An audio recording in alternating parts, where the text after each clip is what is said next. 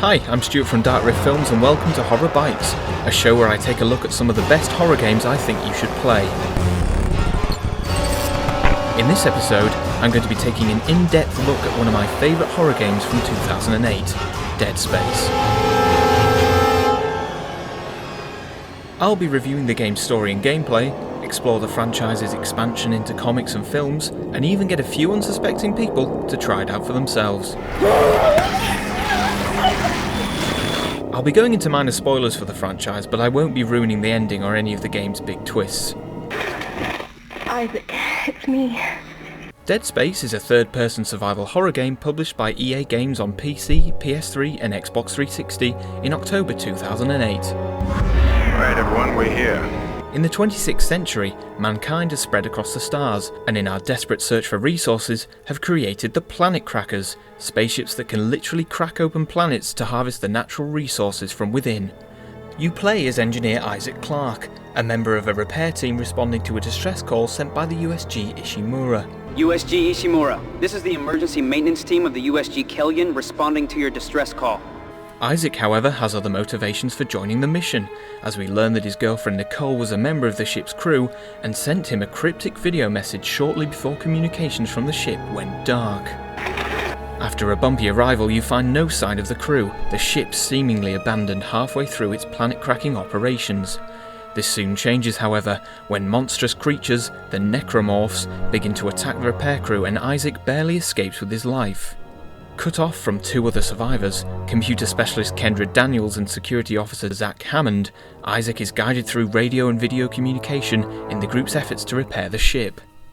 After repairing the tram system to allow travel throughout the ship, Hammond sends Isaac to deal with an escalating series of problems as ship systems continue to fail, including the ship's asteroid defense system.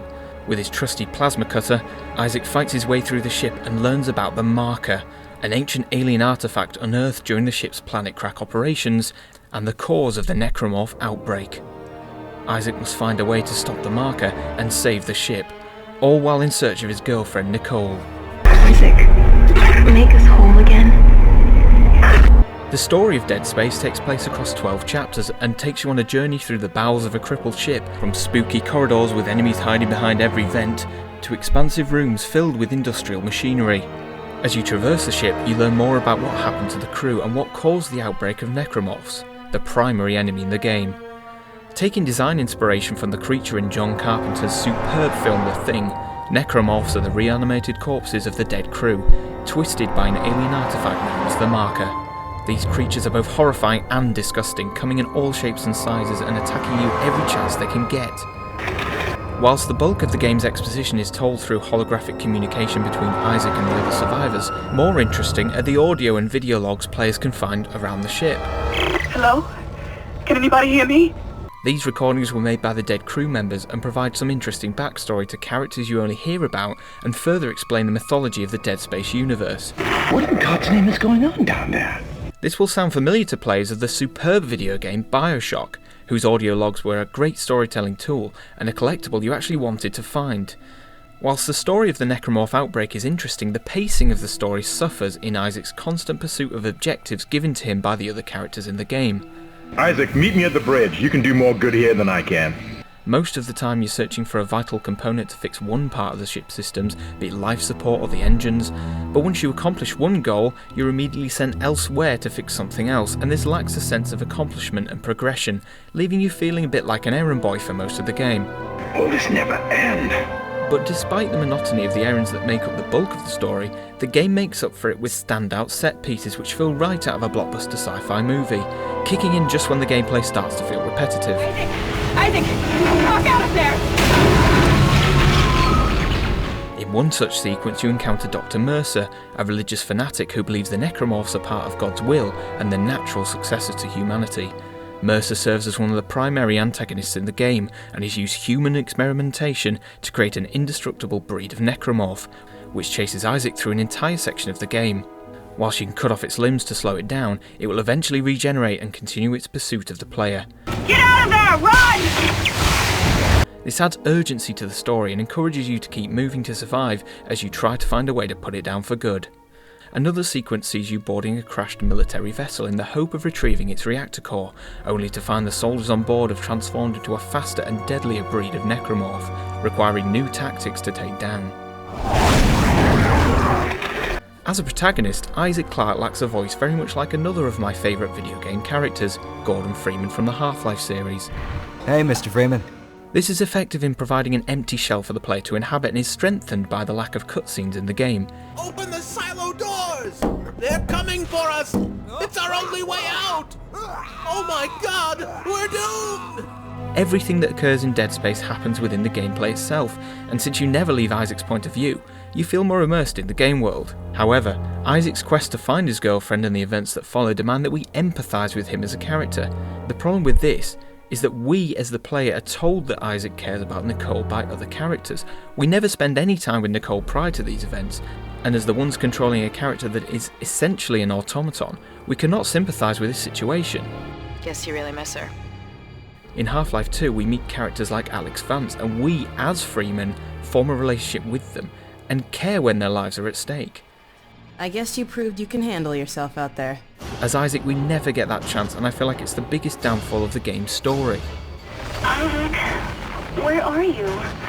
Whilst the characters of Dead Space are nothing to write home about, I was still engaged throughout, and I think much of this was down to the interesting mythology that the writers developed for the game. While some questions were left unanswered when the credits rolled, I felt satisfied with the overall story, but was eager to learn more about the Dead Space universe in the inevitable sequel. The gameplay of Dead Space, from the tank-like movement of Isaac Clarke to the aiming of your weapons, will be very familiar to fans of survival horror, since it pretty much replicates the feel of Capcom's Resident Evil 4. The biggest improvement over this already great gameplay is that Isaac can move and shoot at the same time, allowing you to back away or strafe while lining up your shots. Another great addition is the ability to strategically dismember enemies, especially since the age-old technique of aim for the head doesn't really apply to necromorphs, they just keep coming. You gotta cut off the limbs! Grab a cutter, anything like that! Cut them apart! Taking off a leg will force the enemy into a crawl, giving you more time to line up a shot, and shooting off their arms will render their primary attack useless. You also have access to two extra abilities, Stasis and Telekinesis, allowing you to freeze an enemy in place for a short time, or pick up objects and use them as weapons. I find the combat in the game very satisfying, and it feels very rewarding to shoot limbs off necromorphs before moving in close to give the killing blow. Some enemies will even pretend to be dead after you sever a limb, so it always pays to be careful, especially if you are low on health. Whilst early encounters will pit you against one or two, as the game progresses you'll sometimes be up against dozens at a time, as necromorphs pour through vents surrounding you like a plague of locusts. It's in moments like these that really get your heart beating, requiring quick thinking and strategic use of your weapons and stasis ability to manage the threat. As far as weapons go, Isaac can carry up to 4 at a time, which is quite generous for a survival horror game. Each weapon has an alternate fire mode, which can come in handy in certain situations. All of the weapons are fun to use, but I particularly like the Ripper, which fires spinning saw blades that hover in place, allowing you to cut necromorphs into pieces from a safe distance. Isaac can also use his suit as a weapon, swinging his arm when enemies get too close, or stomping down with a crushing blow, complete with satisfying visceral sound effects. This can be so satisfying that it's often easy to get carried away. As Isaac progresses through the ship, he encounters multiple types of necromorph that require different tactics to eliminate. Whilst the most common form, the Slasher, can be seen slowly lumbering towards you or charging with its scythe-like arms, you face some tougher and truly terrifying enemies as the game goes on. One enemy that is a real pain in the arse is the Infector. These bat-like creatures can reanimate the corpses of any dead crew members lying around, and can increase the threat level of any situation exponentially. The Slenderman-looking divider announces its presence with a bone-chilling groan before shambling towards you.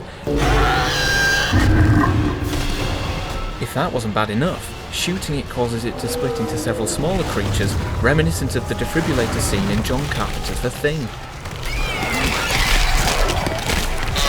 Another necromorph called the Exploder utters gurgling screams as it lumbers towards you, its arm mutated into a sack of explosive pus.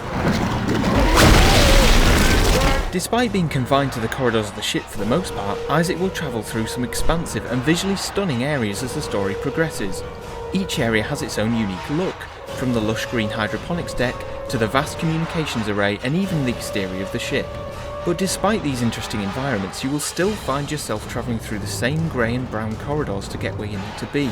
Whilst this can become repetitive over time, they're broken up by a number of zero-gravity sections, where Isaac uses his magnetic boots to hop across larger spaces.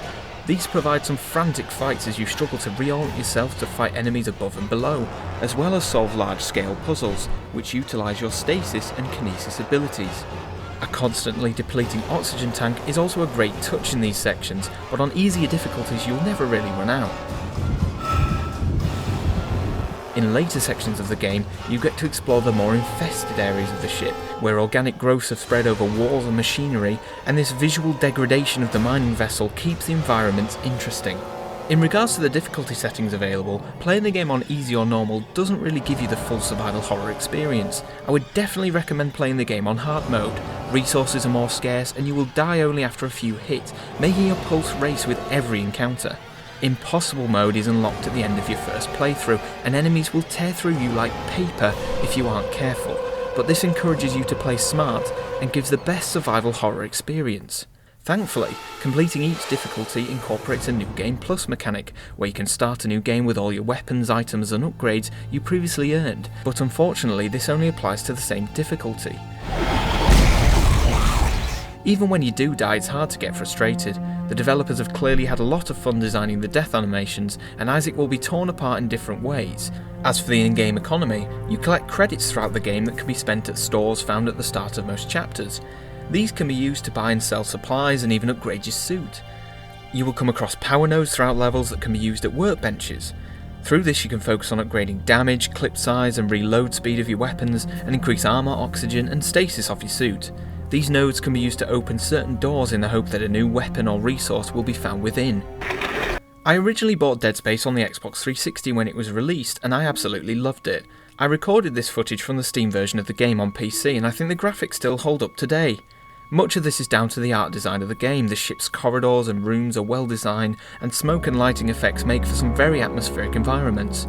All of this is shown off even more effectively through the lack of a traditional heads-up display. Your weapons ammo count can be seen on a holographic display mounted to your gun, and Isaac's health is shown as a coloured bar on the back of his suit. Of course, this isn't the first game to do this, but the cohesion between art design and gameplay elements really adds to the immersion, and are one of the things that make Dead Space great. Even though the graphics are dated slightly, the brilliant sound design more than makes up for its visual shortcomings.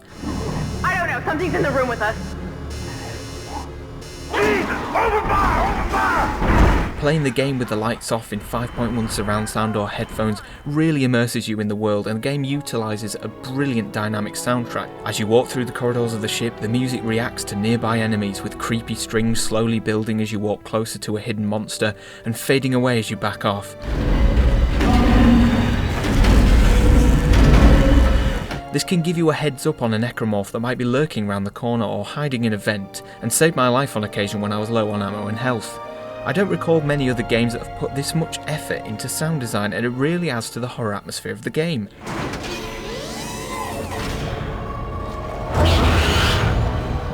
The great sound design also extends to the weapons. Your plasma cutter packs a powerful punch, and all of the weapons have loud and visceral sound effects which make them extremely satisfying to fire.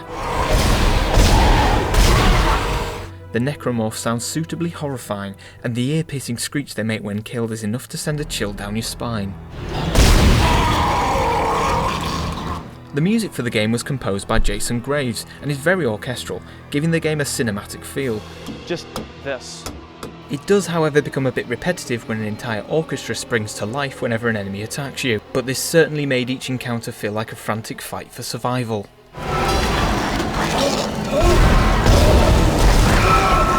But do the story, gameplay, graphics and sound make Dead Space a scary game? When the game was released I certainly got scared, but as I've gotten older it doesn't have the same effect, and the jump scares don't get to me like they used to. To truly test Dead Space's fear factor, I got two people who absolutely hate horror games to sit in a dark room with some headphones on to experience it for themselves. Oh my god, I'm actually sweating. Oh my god!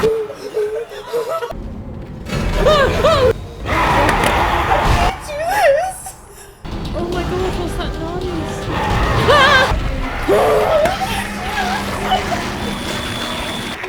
The developer behind Dead Space was Visceral Games, and their previous games included the PS2 version of Lord of the Rings: Return of the King, and a number of James Bond games for the PS2, Xbox, and GameCube. I was quite surprised to learn that the game they developed prior to Dead Space was in fact a Nintendo Wii version of The Sims, a game worlds apart from the blood-soaked corridors of the Ishimura.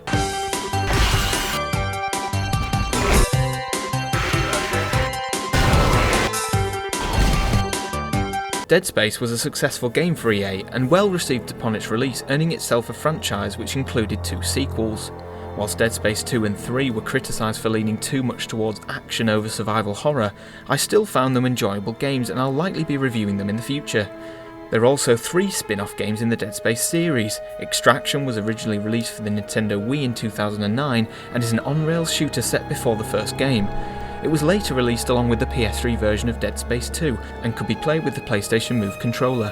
Ignition was the second spin-off game released and was a horror action puzzle game and prequel to Dead Space 2, released on Xbox Live and PSN. The third spin-off game to be released was made specifically for the iPhone and later made available on Android. Simply called Dead Space, the game used similar gameplay to the original but utilised touchscreen controls. The game was a prequel to Dead Space 2 and set up the events that Isaac finds himself in at the opening of the game. EA also expanded the Dead Space franchise into films, releasing 2 straight-to-DVD animated features. 2008's Dead Space Downfall was a prequel to the first game and told the story of how the necromorph infestation spread from the mining colony to the Ishimura, whilst 2011's Dead Space Aftermath sets up the events of Dead Space 2. Having watched both of these films, I would say they are only worth watching if you're a big fan of the game, as they rely heavily on existing knowledge of the game universe to get the most out of them. Alongside the films, 2 novels were also published, as well as 4 graphic novels set within the Dead Space universe, 2 of which were turned into motion comics, which could be downloaded from Xbox Live and PSN, and are still available to watch on YouTube. At the height of the franchise's popularity, Isaac Clarke found his way into a few other EA games as a secret character or through DLC, and fans have brought him to life through cosplay and fan films. Despite the sprawling scope of the franchise, EA reportedly considered the sales of Dead Space 3 to be below their expectations, and this put the future of the franchise into doubt, with rumours circulating that development on a 4th game had been cancelled. EA has since quashed these rumours, and Visceral Games, the developers of the Dead Space series, have stated that whilst they are now working on other projects, there's still an interest within the company to return to the franchise.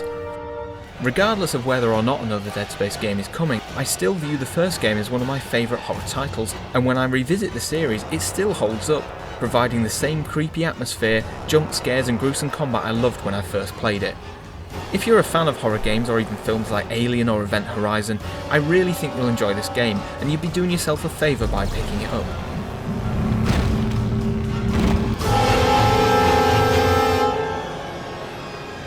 Thanks for taking the time to watch my review and analysis of Dead Space. I hope it encourages new players to pick it up and gave prior owners a reason to play again. If you played it, let me know what you thought about it in the comments below, and let me know your suggestions for other horror games I should take a look at in future videos. If you haven't already, please hit that subscribe button for more horror film and game reviews. I'm Stuart from Dark Rift Films. Until next time.